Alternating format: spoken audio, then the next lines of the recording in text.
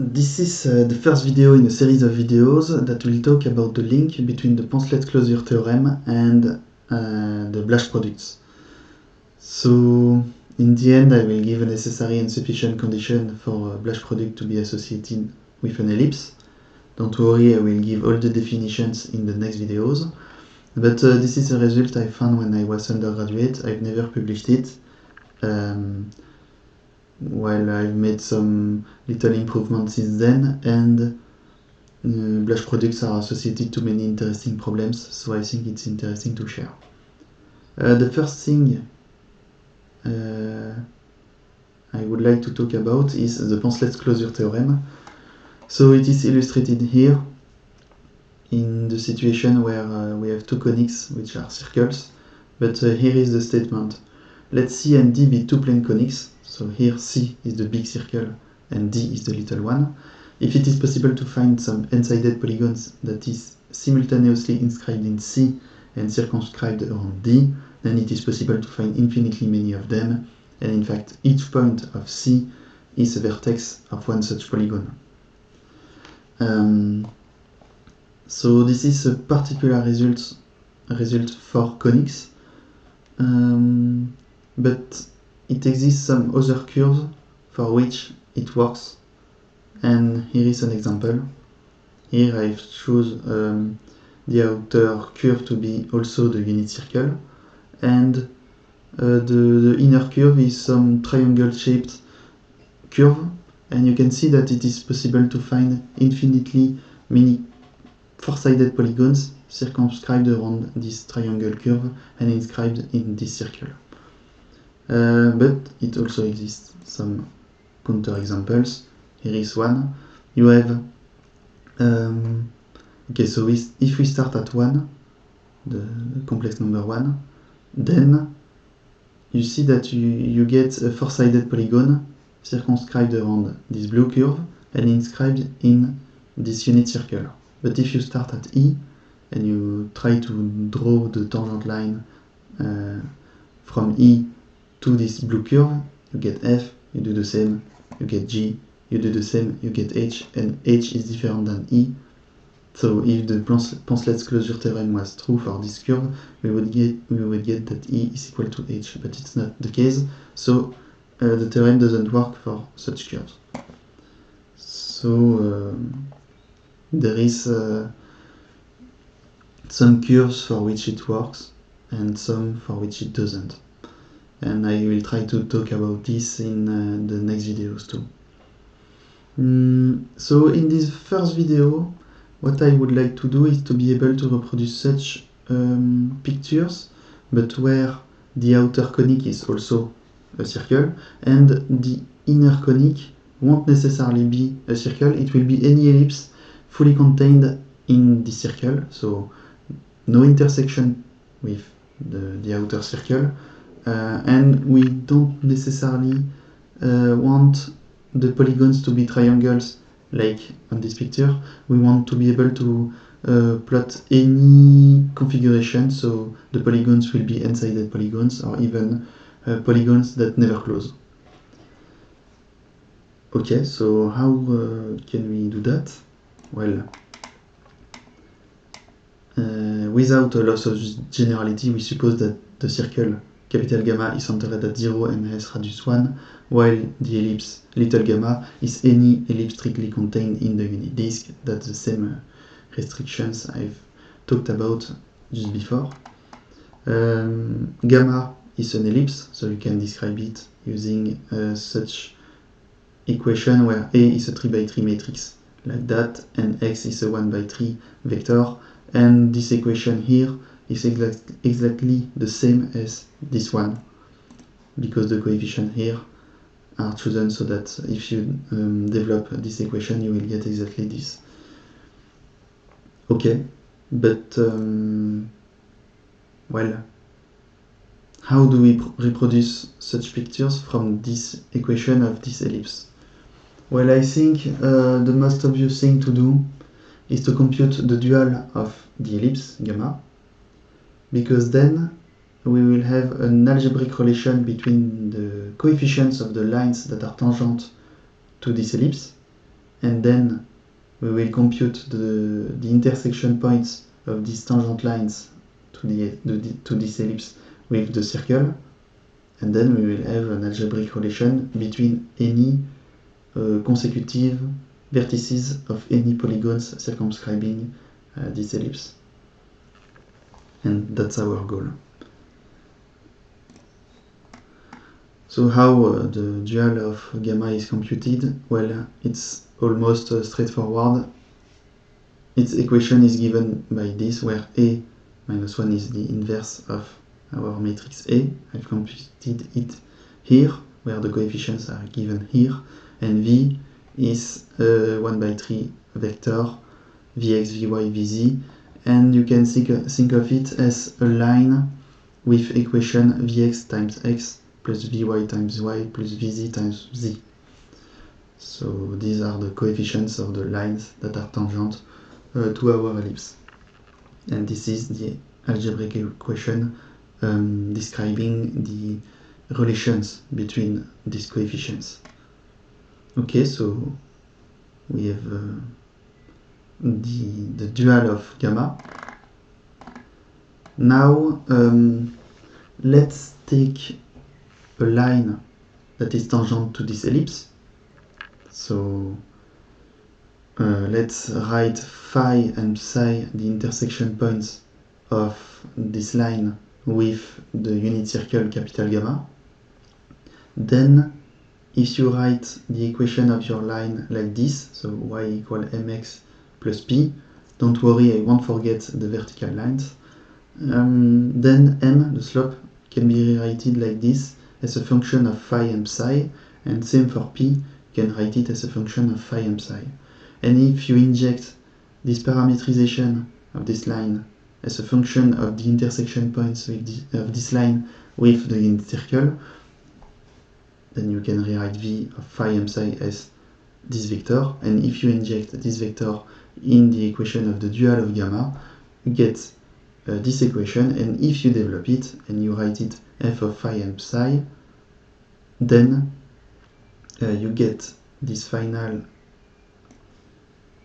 algebraic equation giving an algebraic relation between some vertex and psi, so some vertex phi and some vertex psi, but psi can be like the intersection points of any of the two tangent lines starting from phi with the unit circle. So by construction, this equation gives a relation between vertex n and index n and vertices n minus 1 and n plus 1 of some polygon circumscribed around gamma and inscribed in the unit circle, and you can see that it is symmetric in phi and psi. It's not obvious by when you look at this equation, but it's obvious here because V is itself symmetric in phi and psi. Okay, so let's implement this on Python and we will see if it works. So I will need the coefficients. Okay, so let's first define our ellipse. So def ellipse function, and it will depend on x and y, and it will return a times x squared plus b times xy plus c times y squared plus dx plus ey plus f, and then I will define some global variables for the coefficients of this ellipse. So a is equal to, I will first put some random values and then change them so that the ellipse is indeed inside the unit circle. E is equal to 0.1, E minus 0.2,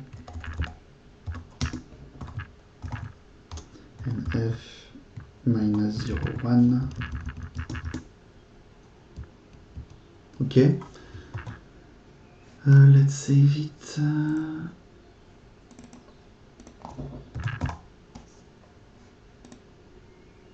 Okay. Then I will define our capital gamma. So def circle function x and y return x squared plus y squared minus 1. Okay, then I need to define all the like a grid of points that will help me to plot these curves. So first x will be, okay, we'll need to import numpy s np. So np points line space. We go from on the x-axis from -1 to 1 because we are on the unit circle. Same for y, the y-axis. With 400 points, y is we will put the same thing, and then we will define x and y equal np points mesh grid to define all the possible combinations of this little x and little y. So x and y,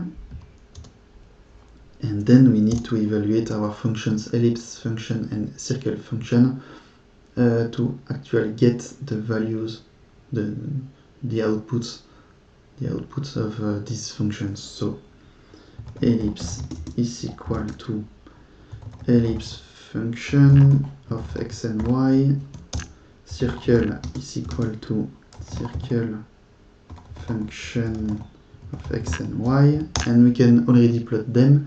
So yeah,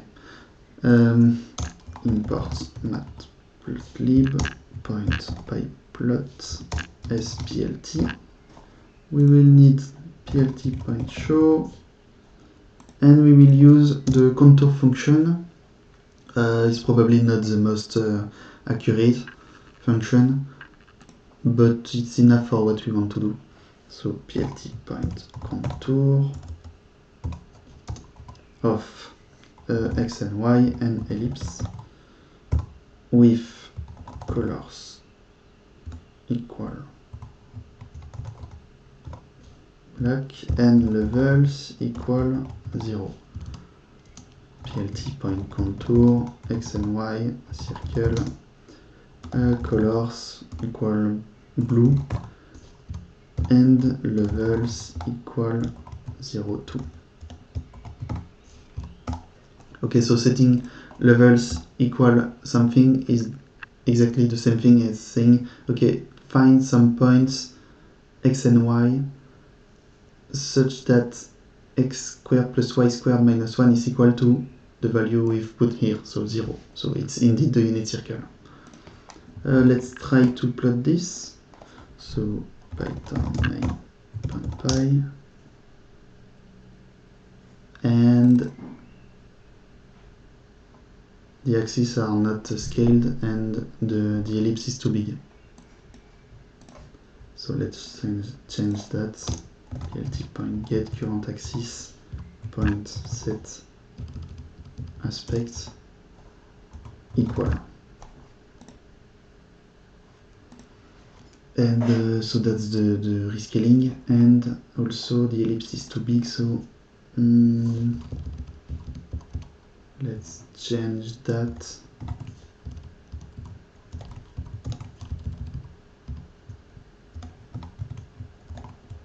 Maybe like this. Okay.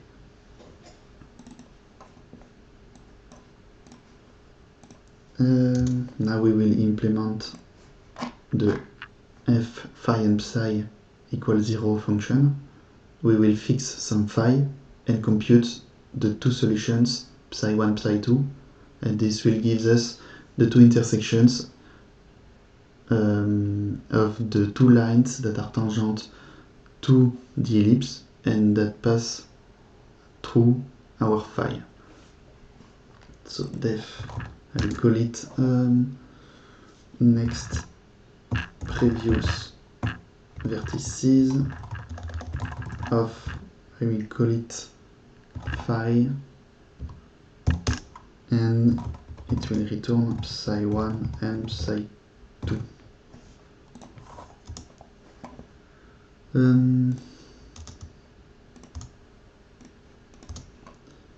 I will need some global parameters to define these coefficients. So let's put equal.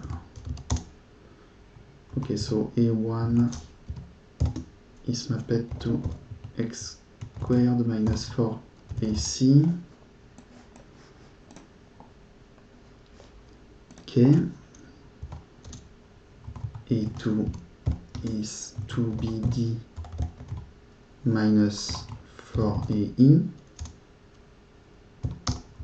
A3 is mapped to e squared minus 4cf. A4 is 2de minus 4bf.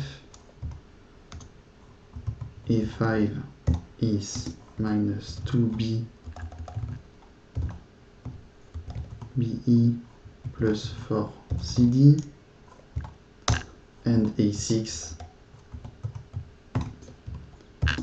is d squared minus 4af. And now we need to compute the coefficients here. So we will see this equation as degree 2 polynomial in psi, and see the coefficients here as fixed because we fix some phi. So this coefficient is fixed, this coefficient is fixed, this one too, and then we solve this degree 2 polynomial, and we compute the roots of this degree 2 polynomial. So coef1 is equal to, well, it's equal to phi times, now I will use this v of a6, so v of a6 minus v of a3 minus 1j times v of a4 plus phi times v of a5 plus v of a2 times 1j minus v of a1. Okay, so that's the first coefficient. We will do that like that. Coef2 is equal to phi squared, and this is a phi squared 2 times everything in this, so phi like that, and phi goes,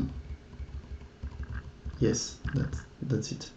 Okay, times v of a5 plus 1j times v of a2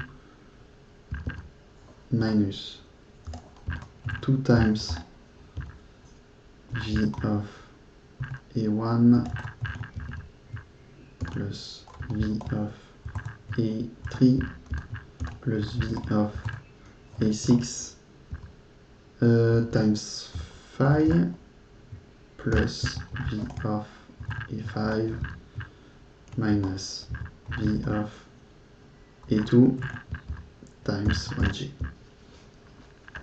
Next, coefficient 3 is equal to minus v a1 times phi squared plus phi times v a5 plus 1j times v a2 plus v of a6 minus v of a3 plus 1j times v of a4. And then and we know how to compute the roots of such a polynomial. So let's define delta to be equal to coef2 squared minus 4 times coef1 times coef3, and then psi1 is equal to minus coef2 plus okay, so we need to compute the square root of a complex number, so import complex math cmath point square root of delta, everything divided by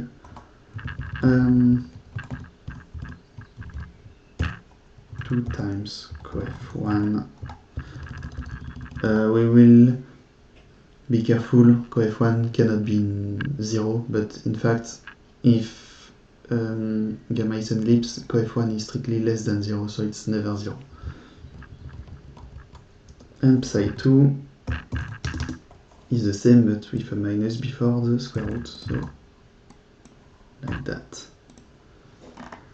Okay.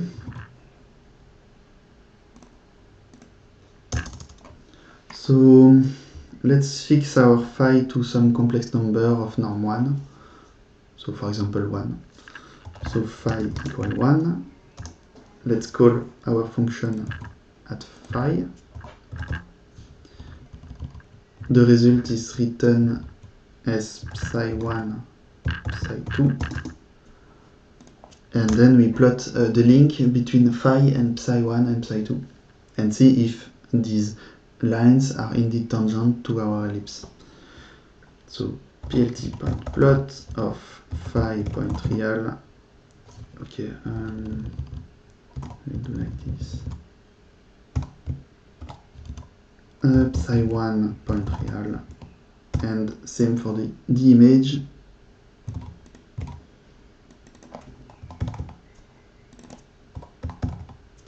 And same for psi2.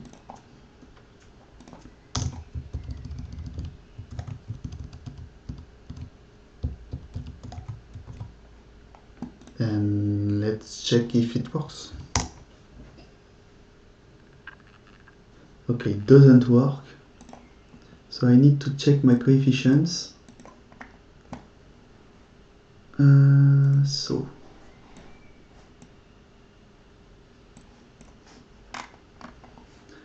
we have first the coefficients. So b squared minus 4ac, 2bd minus 4ae, e squared minus 4cf, 2de minus 4bf, minus 2be plus 4cd, d squared minus 4af. I think it's okay.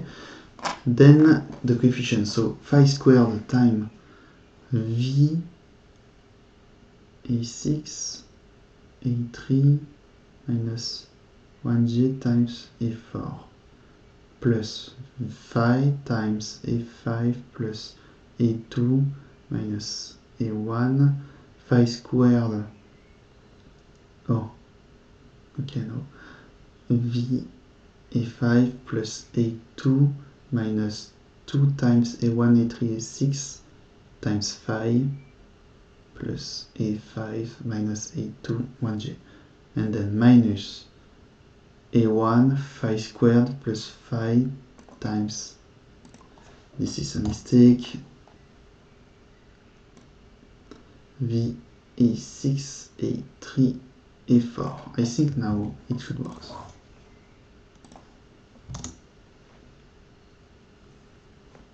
Okay, so it works. We have our phi here, it's fixed at 1, and we have probably psi1 or psi2, and the other one psi2 or psi1. And the lines are indeed tangent to our random ellipse. So we can do the same for many values of phi and check if it still works. So let's put a max value equal 50 for k in range max value. Let's define our phi as cmath point x of 1j times pi. times k over max value. Okay, and we call our function in this loop, we plot in this loop, and we scale outside of this loop, and then we get this ugly picture, but it works.